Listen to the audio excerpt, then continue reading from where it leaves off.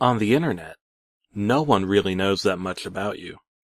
You can lie till your face turns blue, and your fellow surfers, they can't disprove a thing. Recently, a new website has exploded on the net. It's called anonymoustalk.com. What it does is connect you to a stranger that's within 5 miles of your current location, and you begin to talk. It's like Omegle, only a little more personal. And there's no video function. Of course, the website has gotten outrage from parents saying it's a pedophile's playground. But the creator must have some great lawyers, because it's been over a year since it started and the site's still running stronger than ever. I created an account about 6 months ago, and let me tell you, it's really helped me with my hobby. I called myself Champagne Supernova after my favorite Oasis song. Most of the time, the people I'm connected to don't exactly fit my requirements. I'm a very specific man. It's always so easy to lie and make people think you're another person. I got on at around 4 p.m. and I was connected with my first stranger. Champagne Supernova. ASL? Fallout Quest. No thanks.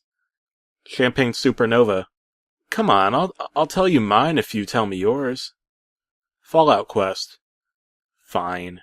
14, male, Westbrook. Champagne Supernova. 14, male, Westbrook too. Fallout Quest. That's funny. Champagne Supernova. Do you like Fallout 2? Fallout Quest. Duh. Did you see my username? Champagne Supernova. Yeah, it's my favorite series. At this point, we rambled on about Fallout for about 20 minutes. I always had a tab open to the Fallout wiki in case he said something that couldn't be found on the Wikipedia page. After a while, it all came down to this. Fallout Quest. Sorry, I gotta go in a few minutes. My mom's yelling at me to get off the computer. I looked around my empty apartment and I smiled. Champagne Supernova. Yeah, mine too. Too bad we probably won't talk to each other again. You seem like a really cool guy. Fallout Quest. Hey, you said you live in Westbrook, right? Hook, line, and sinker. Champagne Supernova. Yeah, I do. Fallout Quest. You know that old quarry down on River Road? There is indeed an abandoned quarry on River Road in Westbrook. It's still got a pretty deep pool of water in it. And it's only about 10 minutes away from my apartment by car. The isolated location, darkness, and pool will make this a fun night indeed. Champagne Supernova. Are you suggesting we meet there? Fallout Quest. You bet. We can sit on that high cliff and talk about Fallout. Champagne Supernova. That sounds like fun. What time? Fallout Quest. How about 9:30? I think I can sneak out. Can you? Champagne Supernova. I think so. Well, I guess I'll see you then. Fallout Quest. Great. See you tonight. Stranger has disconnected. Oh, it was a hectic rest of the day. I went around the apartment, collecting all my necessary tools. A shovel, a pick, about 10 feet of good cotton rope, a switchblade, a stun gun I bought off the black market in case things get messy, the 200-pound dumbbells for my weightlifting kit, and the piece de resistance, a 9mm pistol. After I've loaded my truck, it's only 6 o'clock, so I sit down and watch a movie. I fell asleep, though, and woke up at 8:30. Smiling in anticipation, I slipped on my leather gloves and my dark overcoat. The sun had set, and it was quite dark out. I grabbed the flashlight out of the kitchen drawer and slipped it into my pocket. Then I walked out to the garage, to my loaded car, started the engine, and pulled off down the road towards the quarry. I drove along a dark forest road. It was the only one leading up to the place. I guess my friend had already gotten there. I would have certainly passed him on the road. Soon the old place was lit up in my headlights as I parked at the top of a sloping dirt road. The deep pool is located at the bottom of the dirt road with about 20 feet of dry ground all around it. That must have been where my friend was at. I switched off my headlights and slipped the pistol and the switchblade into my pockets. Pulled out the flashlight and got out of my car as quietly as I could. I began to walk down the long sloping dirt road toward the pool. I could hear him shuffling around in the dirt at the bottom. When I was 3/4 of the way down, I switched off the flashlight and went down all the way. It was almost pitch dark and I could barely see him standing on the edge of the pool as I reached the bottom. "Champagne Supernova?" my friend says in a raspy voice. "Yeah." "Fallout Quest?" I ask. I could see the dark shape where his head is nodding up and down. "So, are you ready to talk about Fallout?" I ask the dark figure ahead. He just chuckles. "I have a confession to make. I'm not really 14. That was a tiny lie." He chuckled again, but there wasn't any humor in it. It was low and raspy like the ghosts of bees.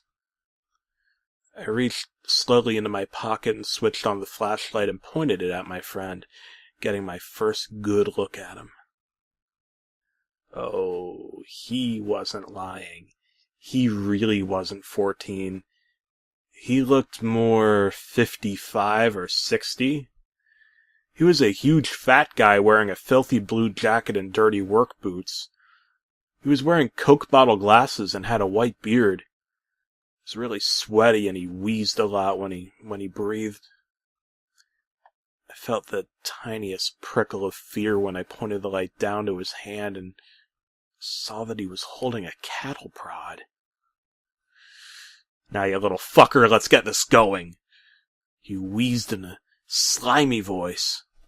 He flicked on the cattle prod with one hand, and the other was going down toward his fly.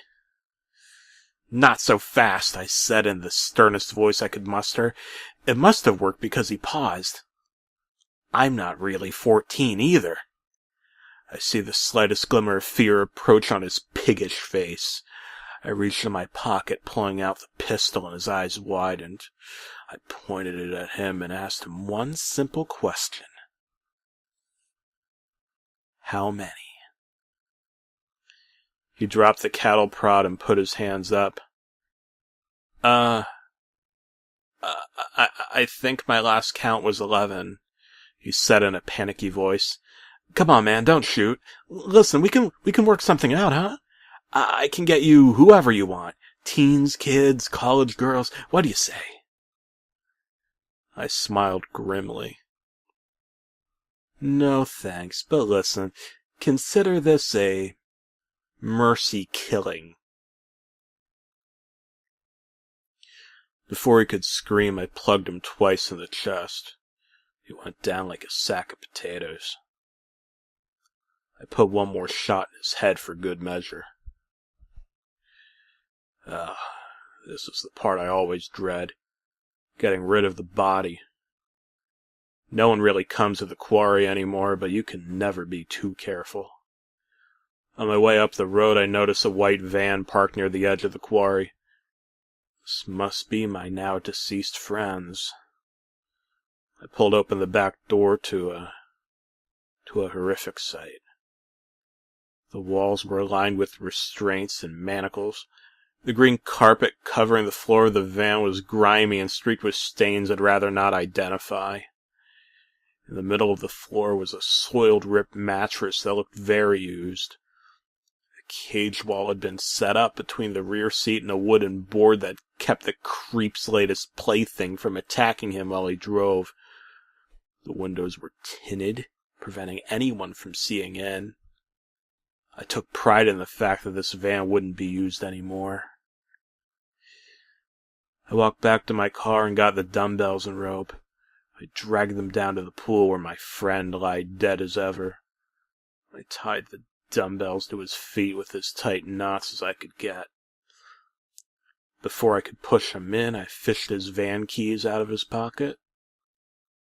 The pool had a steep drop-off, so all I had to do was roll him in.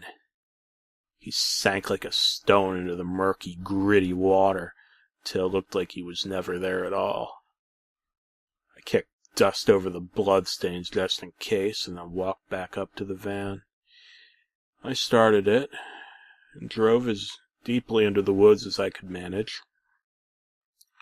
I jumped out, walked back to my car, was confident the van wouldn't be found for a number of years at least. Oh, I like this hobby. It lets me rid the world of some truly awful people. I'm up to 7 now, I think.